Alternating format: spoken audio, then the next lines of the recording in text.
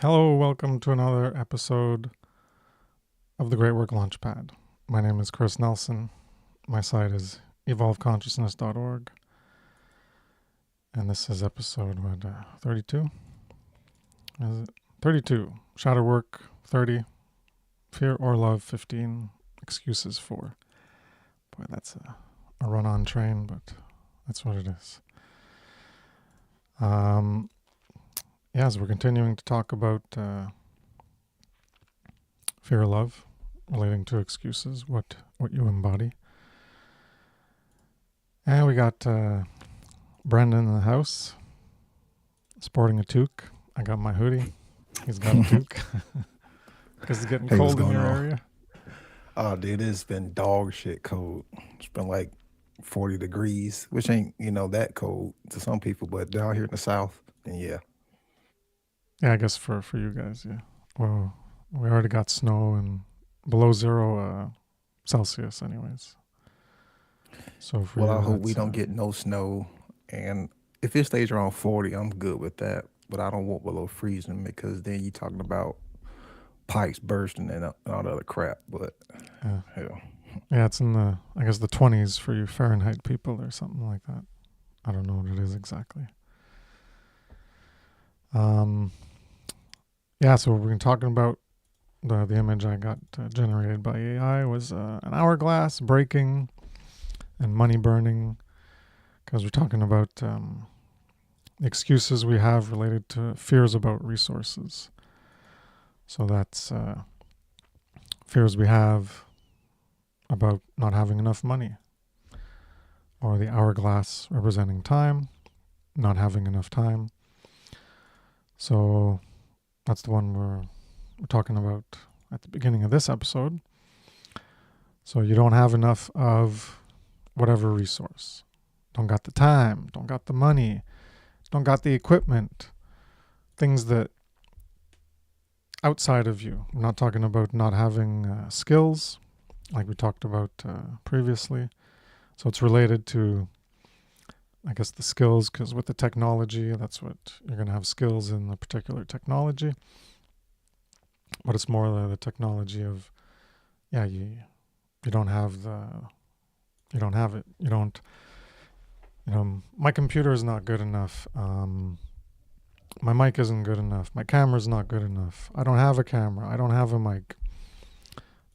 These excuses. So like, I can't do this because I don't have that. And so maybe it's true. Maybe you don't have a mic. Maybe you do have a mic, but it's crappy. But you still have a mic. Maybe you don't have a camera. Maybe you do have a camera and it's like 720p or something. And okay, well that's crappy, but whatever. Maybe you don't have much money. Maybe you struggle with money. Maybe you don't have much time in your day or in the week or in a month. Based on what you're currently choosing to do with your time, probably. So you're spending your time on frivolous things that have little consequence in the grand scheme of things, we could say. But you choose to do them because they something you enjoy. It's maybe it's like I don't know how to say it, to veg out, something to let your mind go and relax and not be focused and not exert mental power on things. So just easy stuff, mind numbing stuff like watching the television or watching a movie or things like that. Maybe that's what you're busy doing. So that would be more categorized as you do have the time. So it's not true that you don't have the time. Maybe if you got like 2 jobs and you have a family and you don't have any time, maybe it's true you don't have the time and it's a struggle. But for most people, they choose to put their times into other things rather than doing that pathway of love, of care, of right, of serving love, serving what's right, serving what's good, serving morality, trying to align with that, which is what we're getting at here and doing what's termed the great work, ultimately at the pinnacle of moral education. Because without moral education, without that knowledge, you can't know if what your behavior is actually moral or not. So that's why it's at the pinnacle. So maybe you don't have these things that you would need, but maybe you do, and you're just lying to yourself. And we went into lying to ourselves, I guess. It was the first 10 episodes, something like that.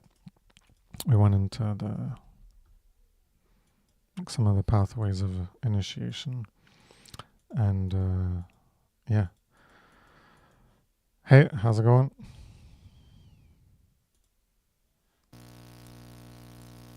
I just hear bzzz. No, not working. All right, so yeah, maybe you got stuff, maybe you don't got stuff. So maybe you're just lying to yourself. Maybe you're not telling yourself the truth about what you got, what you need. Sometimes maybe you think you need something, but you don't. So for example, do you need a microphone? Do you need a camera? I would say no. You do not need these things to get started. To get started in the effective aspect of the great work, which is to create content, there is still the writing of text. And if you have a computer, you don't need a microphone, you don't need a camera. Computer can do that. But most people do have cell phones. So on your phone, there is a microphone and there is a camera. So even in that respect, most people either have a cell phone or they have a computer. So either way, you can get started somehow. You don't need to buy a mic. You don't need to buy a camera. When I started out, I didn't have those things. I had a computer. You got a keyboard if you have a computer, obviously. So you can type and you can get started on writing, which is like the easiest way.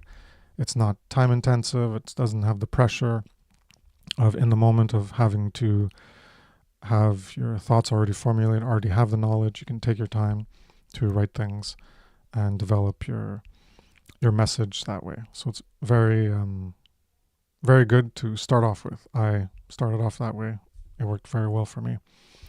And I moved on from there.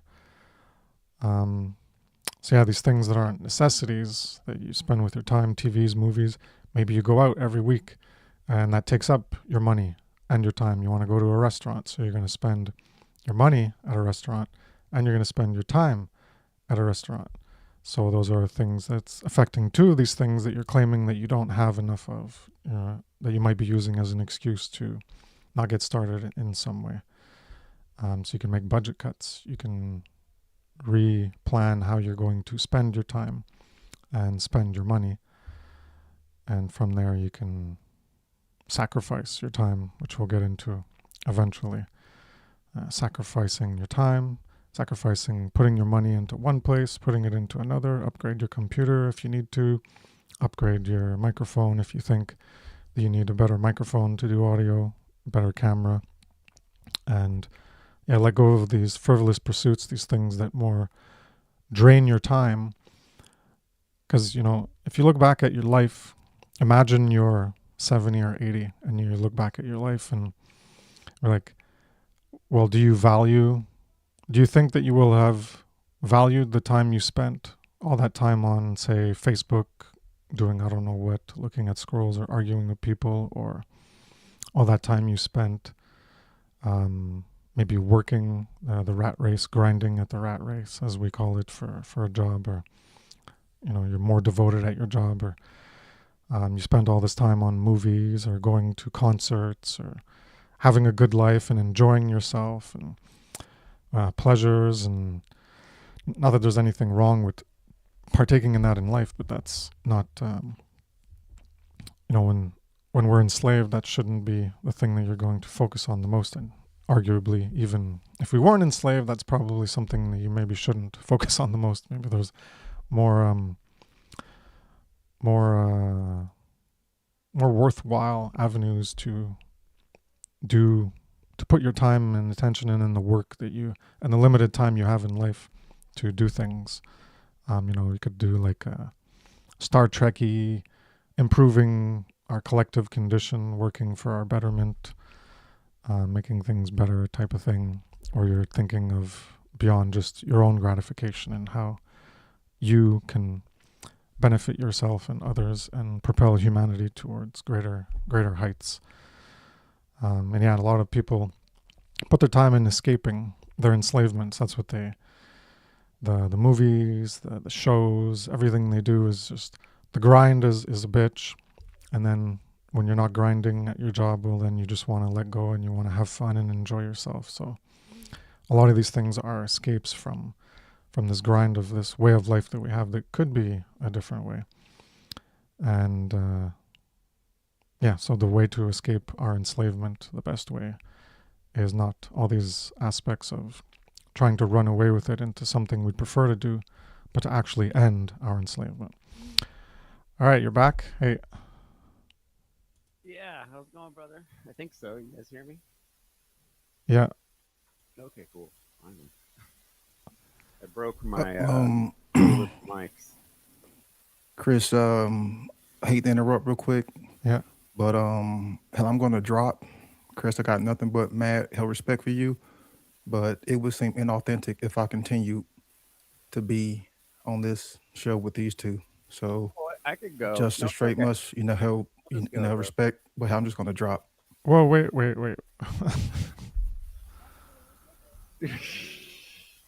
Oh, that sucks. Can't leave Chris all alone. Yeah. We would have gladly left, but Anyway, sorry about that. The so what you're talking about life being short. The co-host on my show, Darren, has this hilarious ritual that he's been talking about that really reminds you that life is short. And Darren in over the last couple of months has been able to convince me that one of the biggest things, or one of the things that Mark Passio is super wrong about, is the whole foreshadow work thing. And when I learned about foreshadow work, I my inner mommy issues took over and was like, "Oh, this is gonna be my thing," and I went completely overboard with it, and I turned it into something that wasn't. Um, Foreshadow work, there is a place for it, but there still has to be compassion behind it.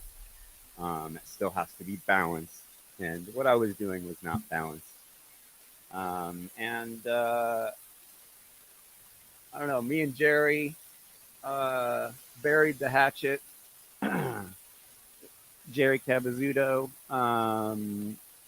and the group that organically popped up around Mark's last shadow work seminar is awesome.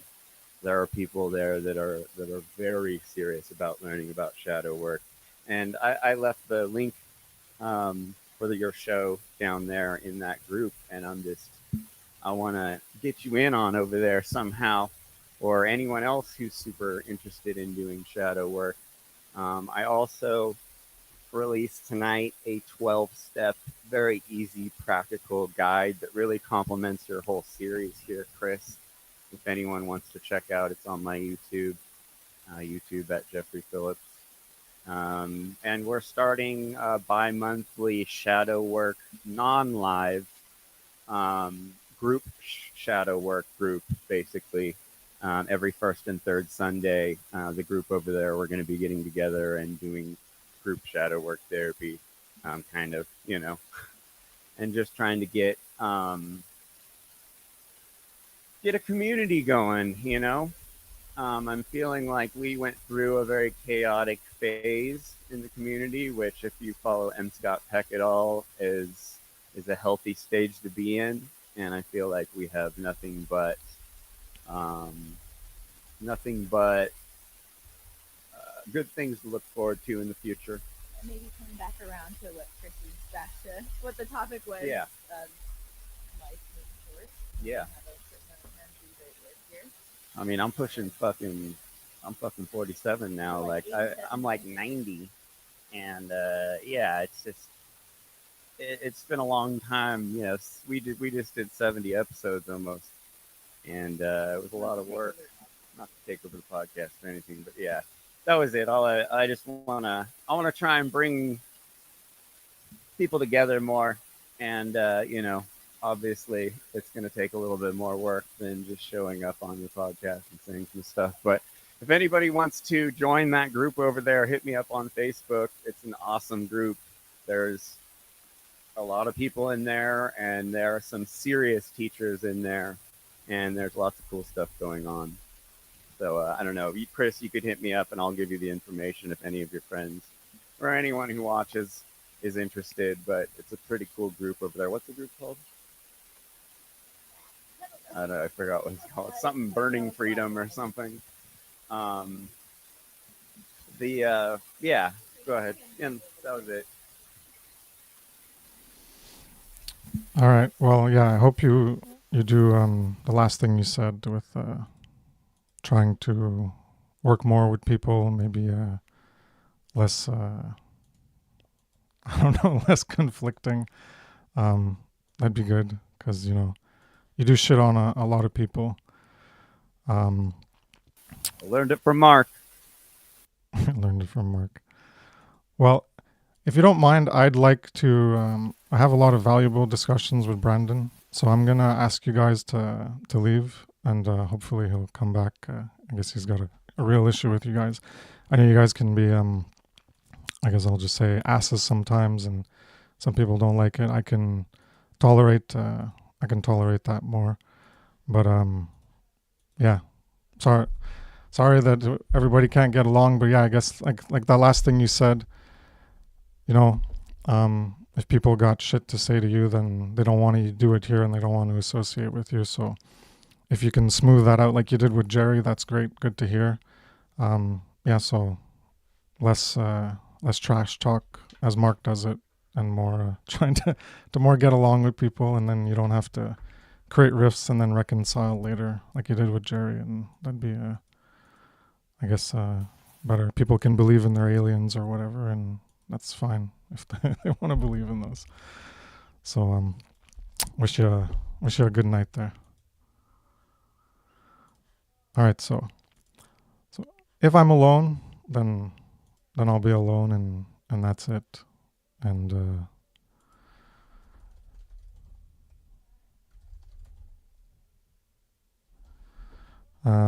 yeah. So as I was talking, what did I end on? Yeah, you can make cuts to these things that you prefer to invest your time on. Make cuts to where you're putting your money, where you're putting your time. You can even make cuts to people. We were talking about before, after the fear of skill sets, there's fear of losing worldly attachment and relationships. Talking about making cuts. Well, you can make cuts to people in your life. You can make cuts to associating with people. That might be one part of where your time is being spent. Is you want to hang out with friends or something, and like I said, there's nothing wrong with hanging out with friends. But if you're saying, well, I don't have time to write anything, or I don't have time to speak about any of these subjects, or I don't have time to do a video, then what are you actually spending your time on? Well, maybe you're actually spending your time on being with other people, as opposed to spending your time with the truth, with trying to educate people on these core philosophical concepts. So that's one thing that ties into that fear of losing. So then you could think of this fear of losing these worldly attachments, like relationships, associated with not having enough time. These two can be coupled in some ways, where, oh, well, if I don't spend enough time with my friends, if I don't do this thing we do every week or something, or whatever it is, then they might not want to be friends with me. And then you got to think, well, is it really worth being friends with those people who would be like, oh, well, they're snubbing me and they don't want to hang out with me, so I don't want to be friends with them anymore. You have to think, is it really worth it to be friends with them in the first place? And, obviously the answer would be no, it's probably not worth it to be friends with them in the first place, because they are not willing to, I guess, endure being second place or something, where you're putting something ahead of them. So there's all these ego aspects related to how important they feel themselves, that they are themselves in relation to you and your life. And if they don't feel that you value them enough, then they like push you away or close doors, things like that. Yeah, so I'll pass it to you, Brendan. That was my opening part of talking about the resources, if you had anything to say related to all that stuff I mentioned. Yeah, I can definitely relate to as far as how the resources, especially, when it comes to the technological part, because a lot of people feel as though, you have to have these big, fancy, powerful machines in order to do this kind of work, that may or may not necessarily be true. And then too, I can also relate to as far as the monetary, aspect, because you still have to maintain a life, still have to pay bills, and still have to, incorporate this kind of work, like in your daily routine. So, definitely can feel, what people who are coming from, because that's something that I had to struggle with. But hell again, when it comes to diagnosing, how the problem, let's say like technology, okay, you may not have, you know, a fast, laptop or desktop. Maybe you just have your phone. Okay, well then what's preventing you from, getting better equipment, a better microphone, some headphones. You don't really have to spend that much. You can buy a little $30, USB, microphone that plugs in, that's plug and play, and that will give you, good audio. So, you know, transmute from the fear and then go into how the problem solving to what's preventing you. How, let's say you may not have enough money to get, some health equipment. Well, then maybe you need to look at your finances. Maybe you're wasting money on fast food. Like maybe like are wasting money on, other frivolous things. How maybe you can start to save up. How back in the days, how remember people had piggy banks and people would save money. Now people just, spend, spend, spend.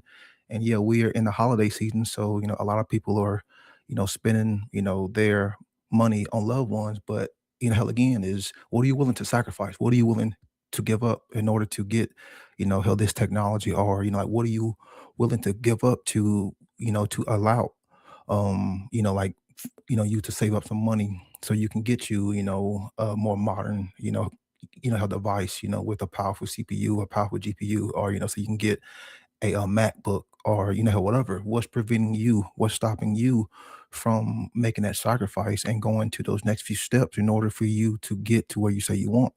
Hell again, like really, like what we are trying to get to is the problem solving, because it's just a barrier. It's just something that's just stopping you, and it's hell that fear. But like most barriers, those barriers can be hell removed. Those barriers can be, stepped over and overcome. So then, therefore you can take those next few steps. But yeah, had the lack of money, had lack of technology, and then two, had a lack of knowledge of even, knowing how to maintain your hardware and, learn how the software. So hell again, all that stuff takes time, but hell again, what are you willing to give up? What are you willing to sacrifice? And then two, hell, the most easy thing you can do is start with where you're at with what you have. Start with where you at with what you have.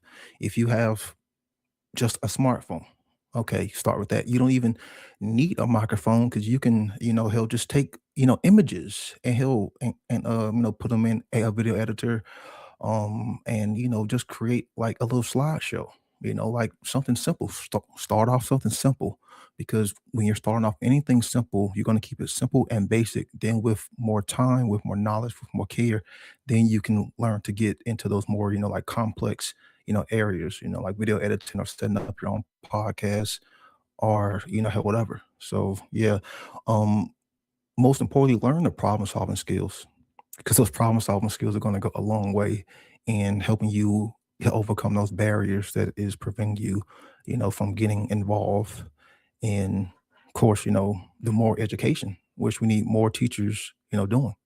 because technology is required in order to do this. And and I want to thank the universe because that's something I'm very blessed with is the tech. Like I'm very blessed with the technology, and I'm thankful for that. So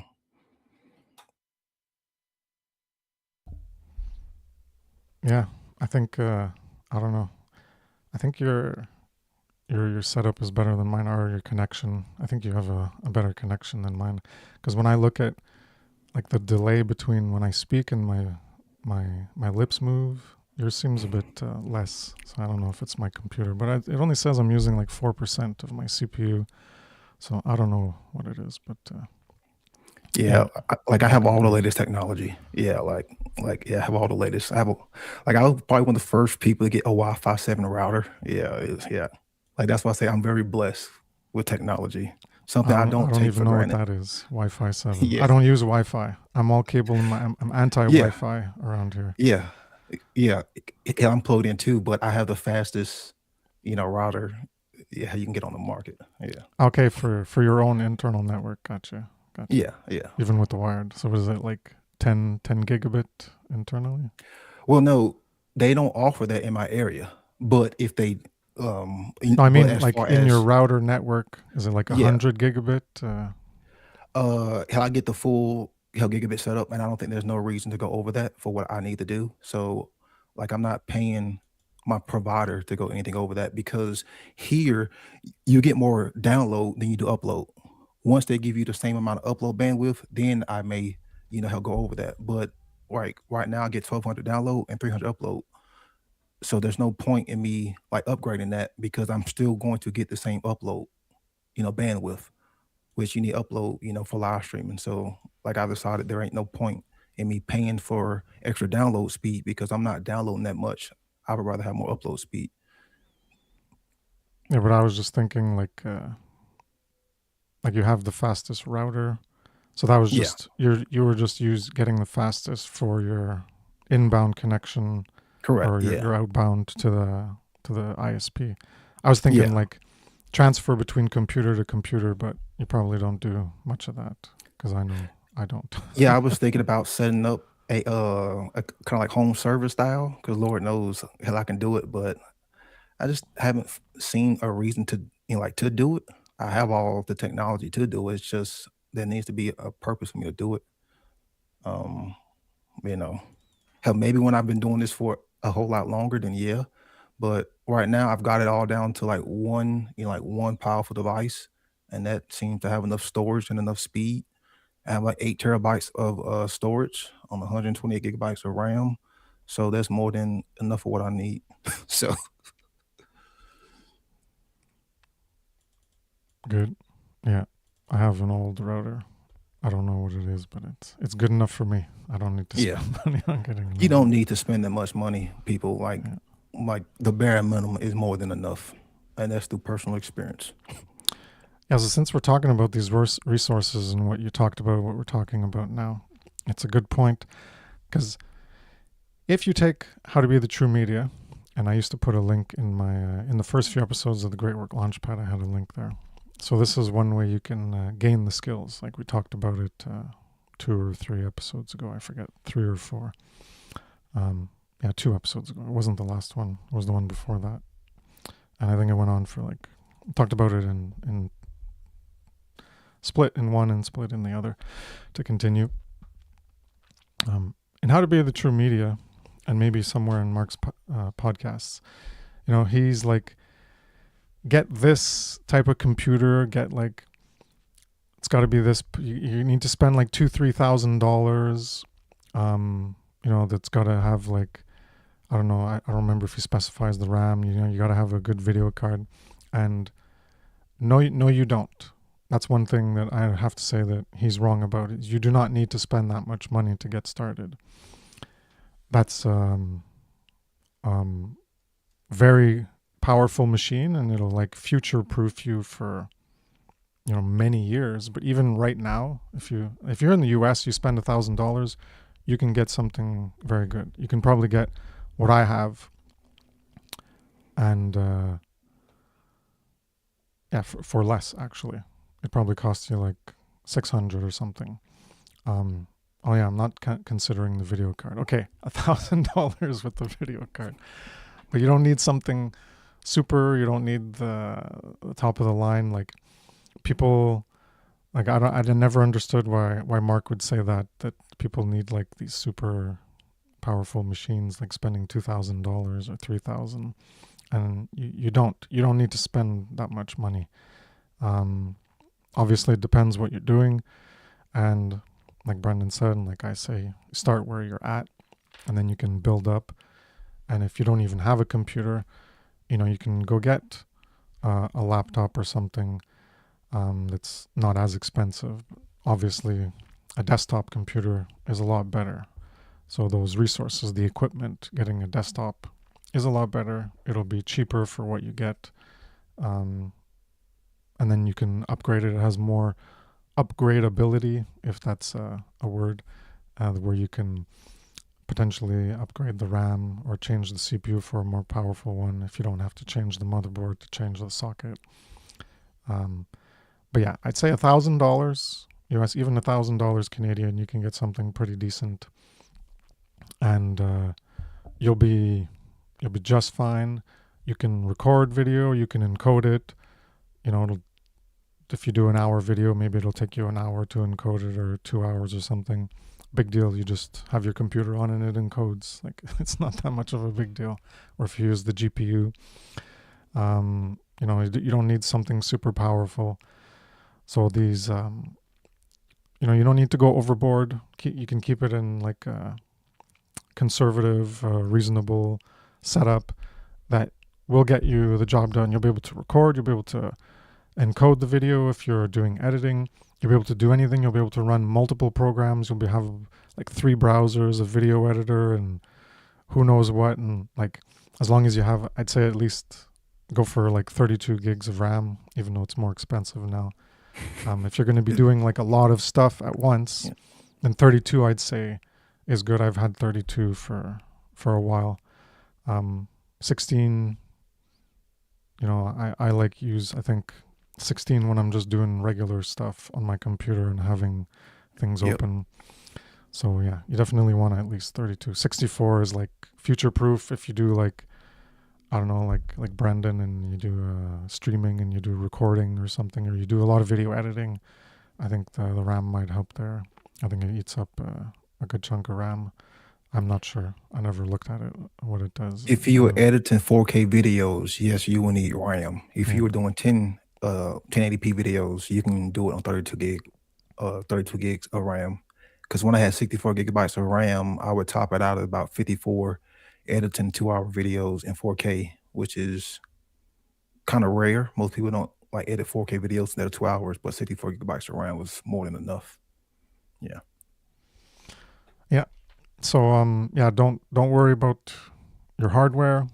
You can get something like, obviously $1,000 isn't nothing, and you can even, I guess, eBay or somewhere, Kijiji, you can get some find people who have like old hardware, old computers, and you can buy those for a lot cheaper, and you'll still get by. You'll still do things, and like, don't worry about that too much. You don't need to like go overboard in what Mark Passio says, like, oh yeah, you need this. Like, no, you don't need it that powerful, and you'll be fine.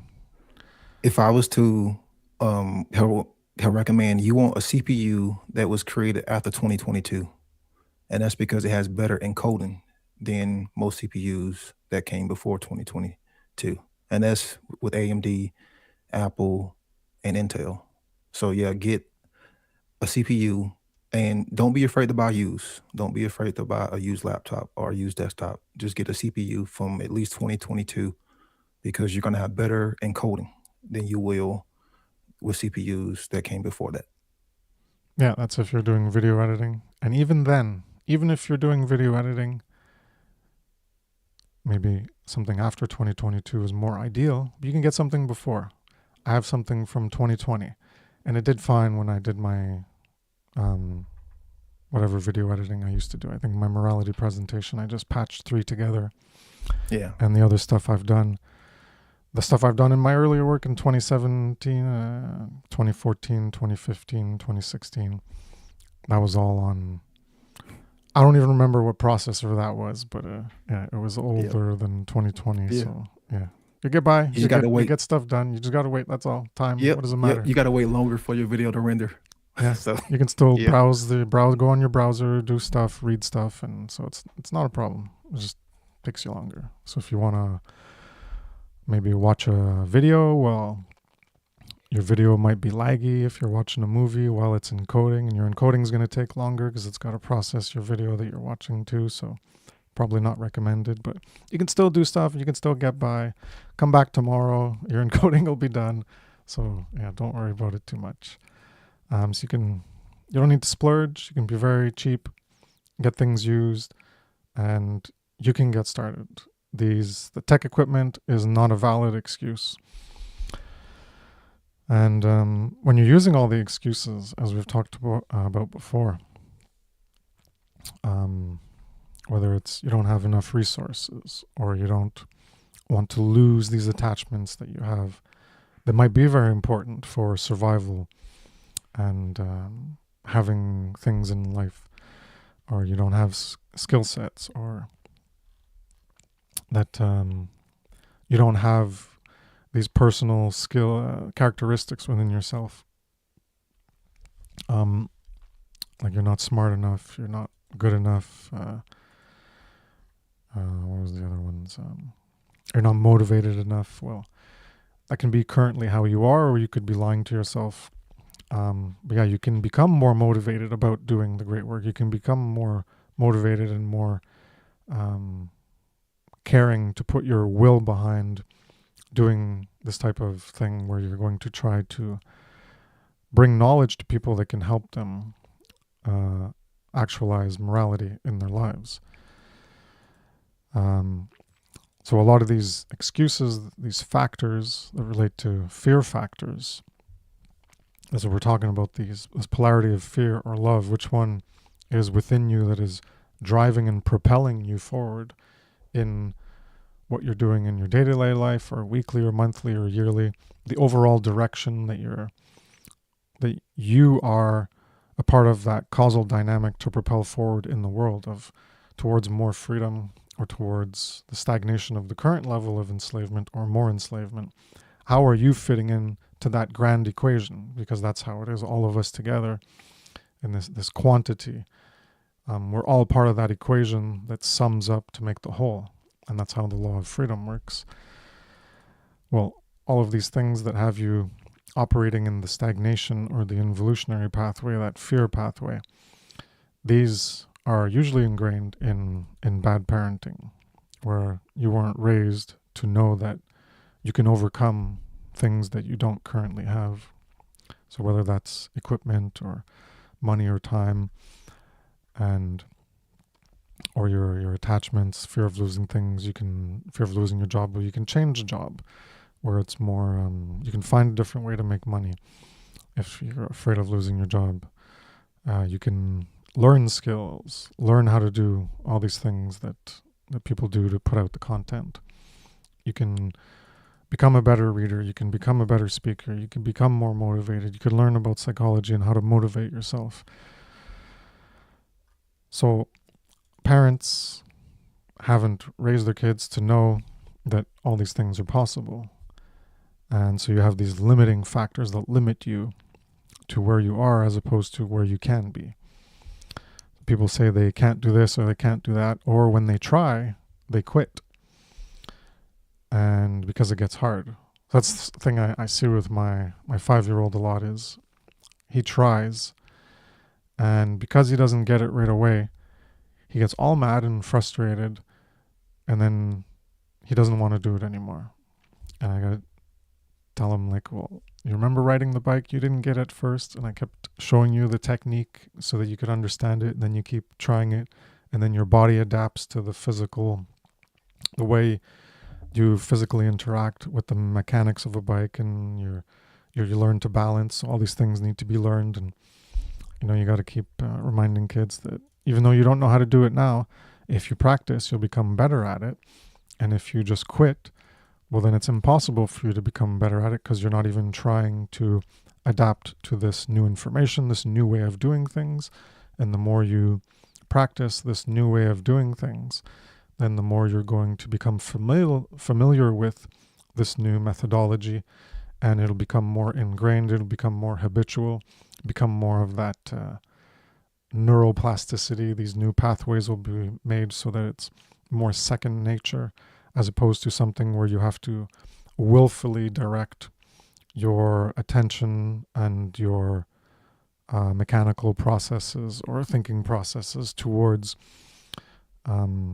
enacting certain specific procedures or functional requirements of a task. And it'll become more natural and less thinking and more automatic, less voluntary and more involuntary. And yeah, so these are things that we can learn, and there's things that parents, that's why it relates to that tree of evil that Passio went into, and that's the abandonment. Because anyways, we'll get into that. I'm not going to get into it now because we're heading that way soon.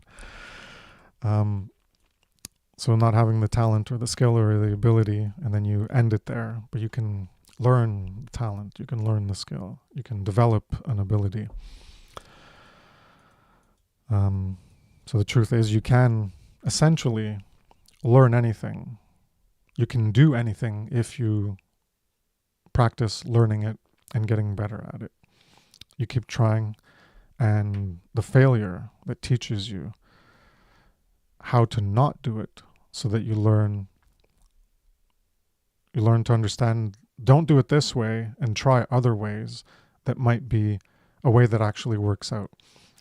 And that's how the scientific method, the verb of science, not the science noun as this body, this institution, these people, these authorities, but this action, this way of trying to gain knowledge in the world. This is how it works: is you come up with a hypothesis, you say, I think this will work this way, and then you try it, carry out a procedure, and then you look at, oh, what happened as a result of me doing it this way? I got these results.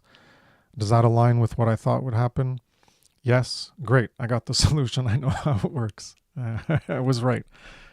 No, it didn't work. Oh, okay. I got to think of a different way. Okay, maybe it works like this. And then you try a different way, and then you get the result, and then you keep trying. Maybe it's something that maybe your whole way of thinking about something is wrong, and so, you're never going to get the result because you're not thinking about it right. But these are things that people can practice, and it's part of our innate ability of learning. So the scientific method is the trivium method, where you gain input, you try to process that input, and then you output. Well, the output is the procedure, trying new things. The processing is thinking about it, thinking about how you can formulate, how does the world work? That's the hypothesis. And the input is, well, when you're just doing about yourself, well, what you did in the world is what you're going to take back in. That's why I made mine a circle in my trivium consciousness infographics, because what you do is going to come back in as input, and you're going to learn from what you did, and it's going to come back in. Then you can process that new information about the world and reformulate an understanding, trying to understand it, refine your understanding, and try to make different outputs. And that's what we're trying to do. And that's the way all humans work.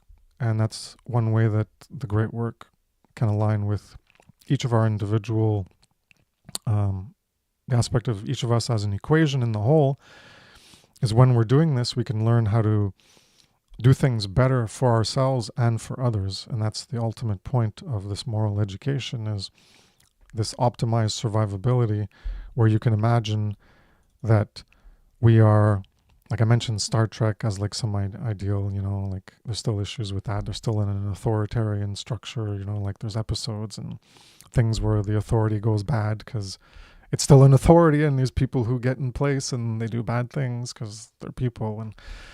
But this idea of, just trying to do, imagine without money, and we're just trying to do things for the benefit of all, not in some stupid utilitarian or greater good fallacious nonsense, but from a moral basis where you can see how you can contribute to trying to advance this scientific process, this trivium process of all of us together. I call it optimized survivability, where we survive together in an optimal way, and there's more optimal ways that we can come up with than what we're doing now. And these ways can benefit us in having more time to do things, more times to do things that you'd want to pursue. It could be art or whatever, and not have to focus on your job. Obviously, in that world that I'm envisioning, we'd already have parents properly raising their kids in morality, so you wouldn't have people like us specifically doing moral education, because we would have already achieved that common sense, that the sense of what is right or wrong to do would already be common knowledge, because it would be taught to children as they grew up, and then there wouldn't be people who wouldn't know it, because everyone would be raised in that way. I'll pass it back to you if you have anything to add. When you brought up the story about your 5-year-old son trying to ride that bike, Well, it wasn't that about the kinda bike. That was like, I Right. keep reminding him about Yeah, the bike yeah. and how he overcame it, and it took like a Yeah. few times, and then he got it. And like when he gets mad at things that he can't do, and I remind him, like, hey, remember the bike? You got to keep trying. Don't Yeah. give up. You got to keep trying, even if, and he doesn't like losing. You play a game, or he wants to be the winner. So it's all this ego stuff. You got to Yeah. overcome that. Yeah. But that story reminded me when I was a little boy and I tried, and I learned to ride a bike because that was something that I was going to learn to do, and I didn't give up. And that's probably what led to me being a little bit more hardcore. But I remember I was falling down, I had bloody knees, I was all scraped up, but I wanted to get better, like I wanted to learn, and I kept practicing, and I finally did it. So like we need to have that same mentality, when it comes to doing other things, like in life, like wanting to get better. Even if you put out, like this kind of work, wanting to get better, and practice and getting better, like at your craft. Because really, like, this is what I consider, all this, like, it's a craft, it's an art form, and you want to constantly practice and get better, you know, and you're going to need, you have the right tools. You're going to need, hell, the knowledge. But, hell, you talked about optimal survivability, and that would involve individuals who want to get better and to thrive in the most optimal, health conditions. So when it, come to doing this kind of work, we need to kind of have that same mentality, wanting to learn, or wanting to grow, figure out what works, figure out, what doesn't work, because there's more than, like one way, to do this kind of work. But you're gonna, figure out some things may not work for you, and they may work, for other people. It's been sometimes where I would use certain software and I didn't, you know, learn it right then and there. I came back years later and then, pick it up, like overnight.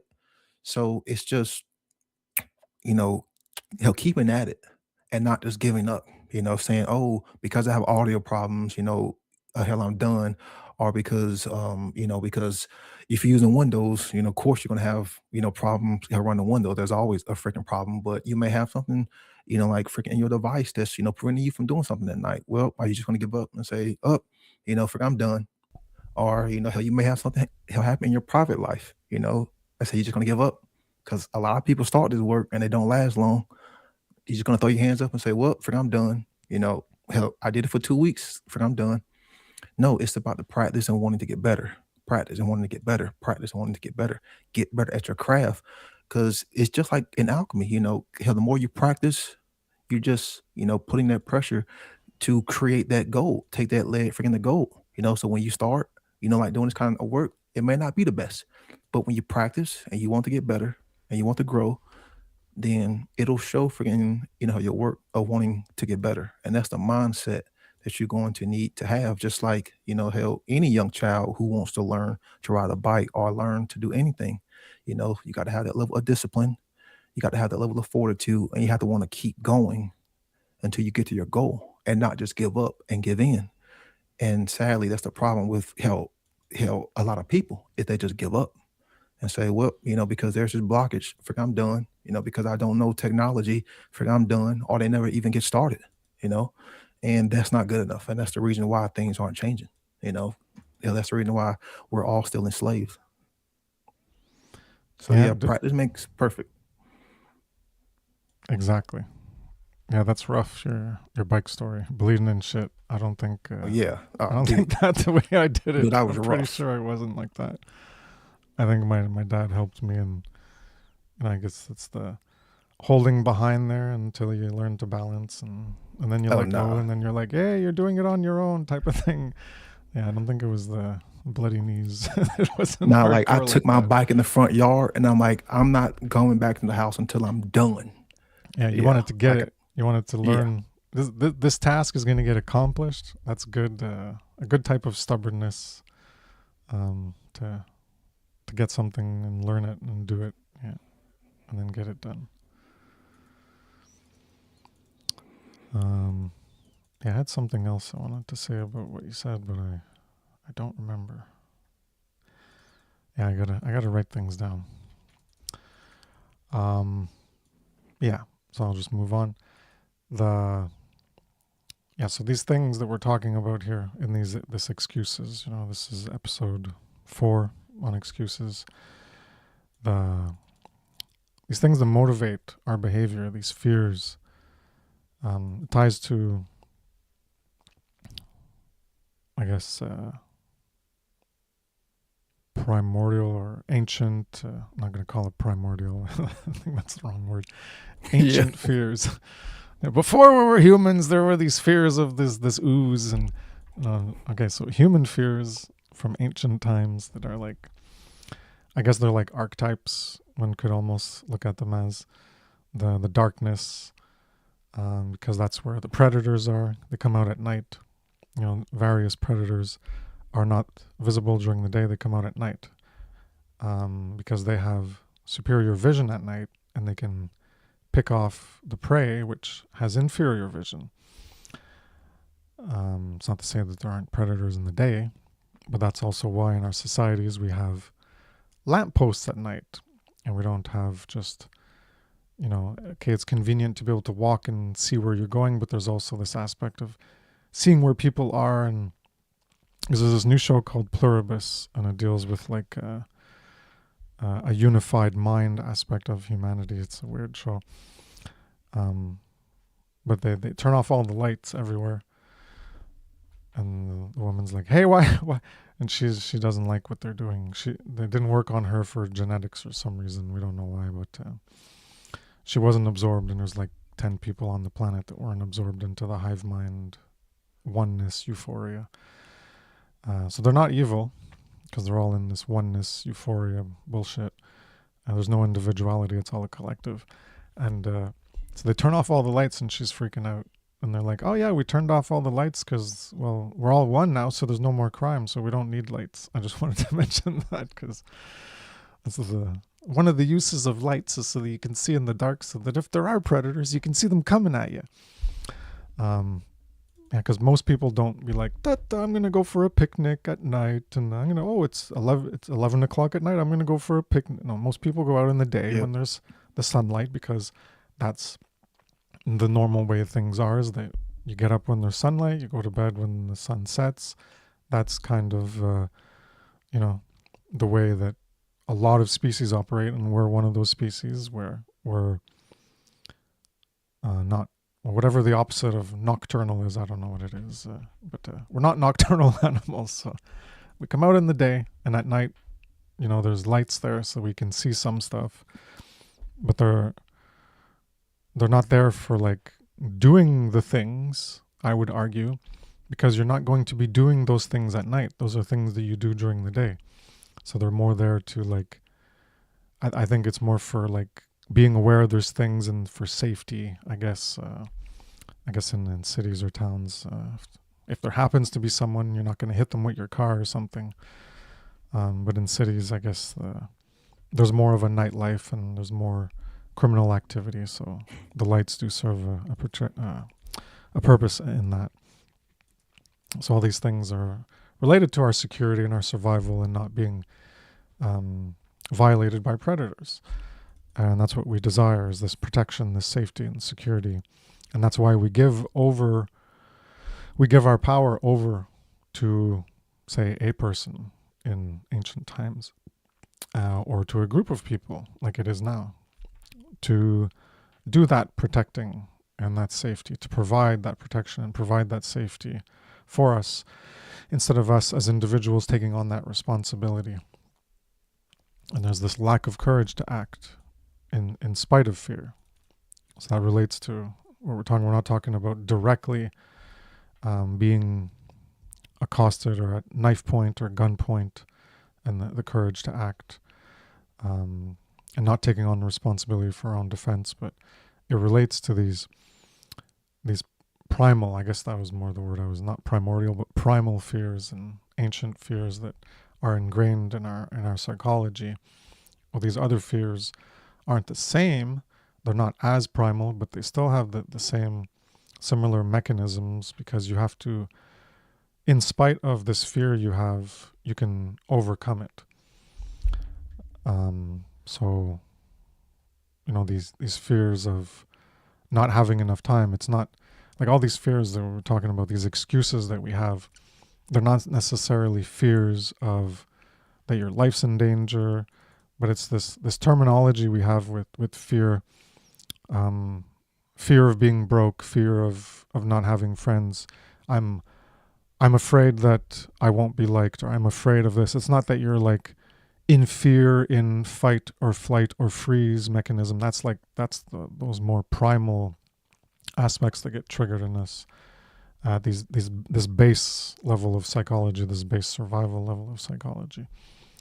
But this mechanism manifests, this fear modality manifests in different ways that aren't this fight, flight, or freeze. And a lot of people don't understand this nuance about fear and being afraid of things, because we have it a lot in our lexicon and how we use words and phrases that we're, you could say, I'm afraid of this, or I'm afraid of heights. That one might be more primal, I guess, yeah, but bad example. But there's all these examples of people saying the word afraid. I'm afraid that, someone says, did you go here? And you could say, oh, I'm afraid not. Even that, it has nothing to do with fear as how we normally think about it, or how we're afraid of things, but it's a turn of phrase. So there's all these ways that, I'm just making the point that fear and afraid are closely linked together, but they're not necessarily how most people think of fear. And if you're like in the polarity of fear, well, that means you're like afraid of something that you don't, you're like deathly afraid of it happening, or you're trying to avert it. But that's one of the things, is this fear and this afraid, and how we use these phrases. Usually it's an aversion to something, where you don't want something, so you want to avoid having that thing, and then you can associate the fear or afraid words to it. And when we're talking about the great work, I think it fits in, because people, they're not like afraid, or they have fear of doing the great work, but they have an aversion to doing it.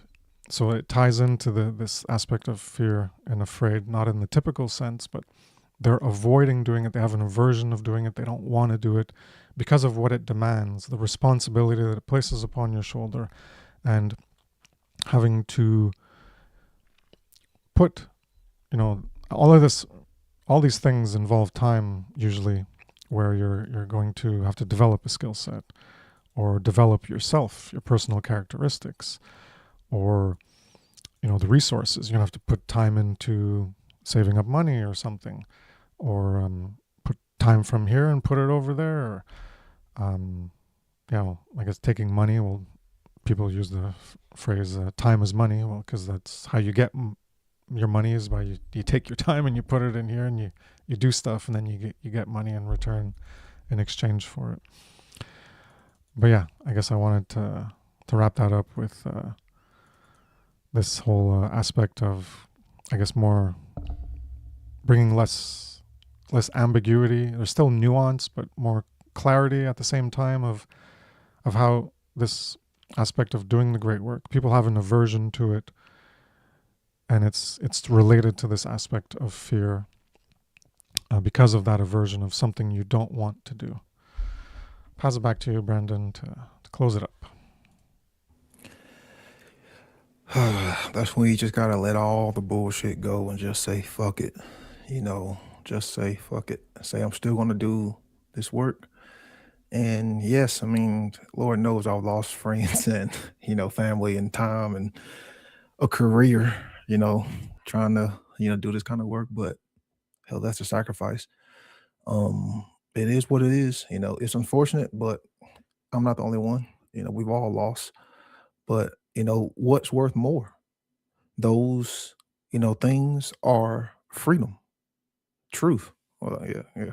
There we go. Yeah, to me, truth is worth more. Freedom is worth more.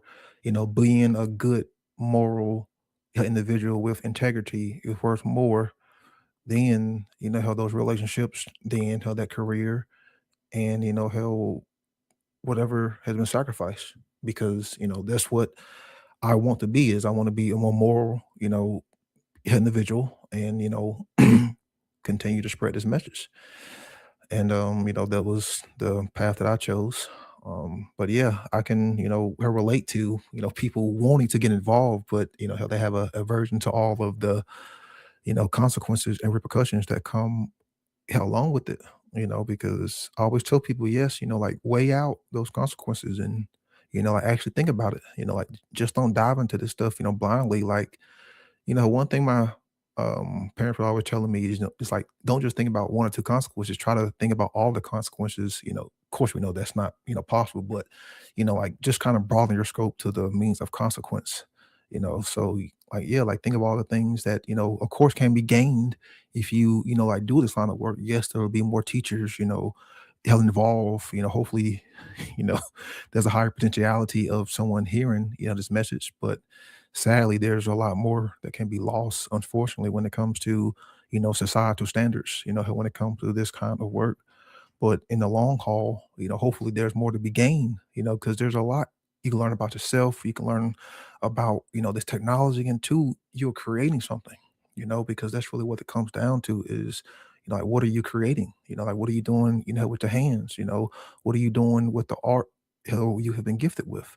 And if you're just sitting back, just constantly, looking at this kind of information as a form of, entertainment, then you are still part of the problem, rather than, you know, deciding to, you know, understand, okay, yes, there is some fear. You're still going to decide to pursue and go through it and acknowledge that, then, we can use a lot more teachers, a lot more, educators, a lot more helpers, um, a lot more people behind the scenes doing this kind of work, a lot more conscious parenting, because Lord knows that's really you know, the only thing that's going to change humanity is, Lord knows, we need more conscious parenting.